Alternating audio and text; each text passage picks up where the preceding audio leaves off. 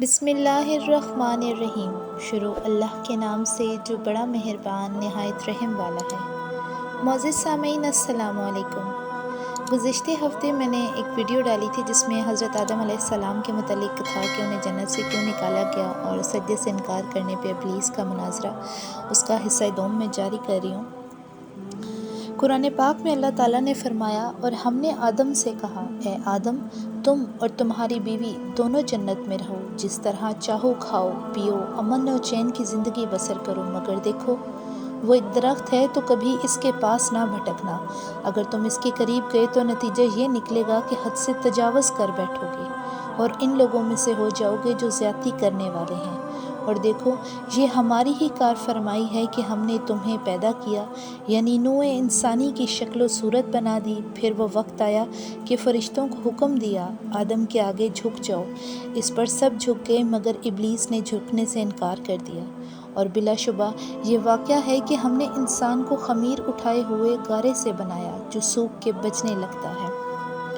اللہ تعالیٰ اگرچہ عالم غیب اور دلوں کے بھیدوں سے واقف ہے اور ماضی حال مستقبل سب اس کے لیے یکساں ہیں، مگر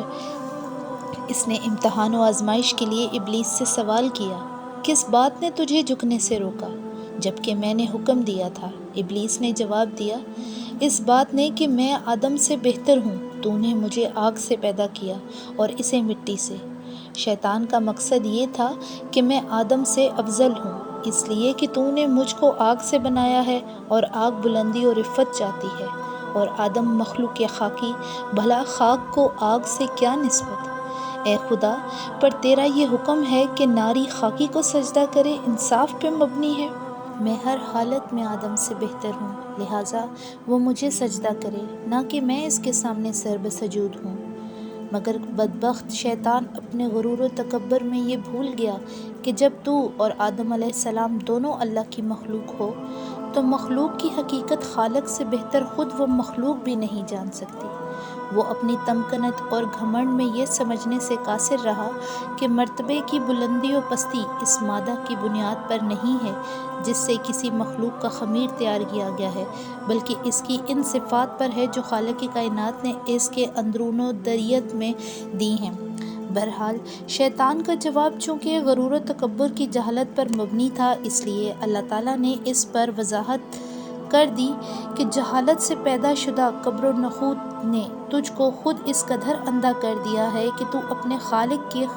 حقوق اور احترام خلقیت سے منکر ہو گیا ہے، اس لیے مجھ کو ظالم قرار دیا اور یہ نہ سمجھا کہ تیری جہالت نے تجھ کو حقیقت کے سمجھنے سے درماندہ و عاجز بنا دی،